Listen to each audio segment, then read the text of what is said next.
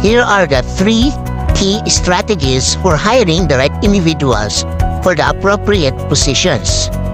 First, it is crucial to define the job requirements clearly. This involves understanding the necessary skills, qualifications, and experience for the role, and creating a detailed job description to attract suitable candidates. Secondly, implementing structured interviews is essential.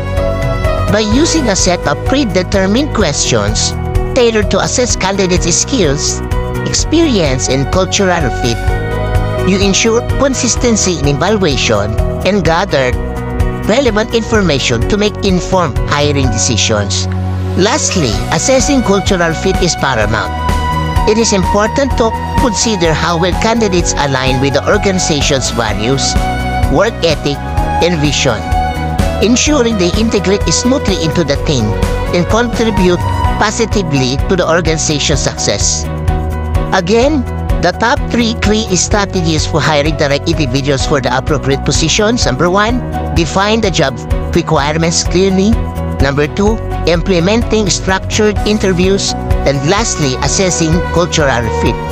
Kaya kapag HR ka, of course, you hire the right person for the right job.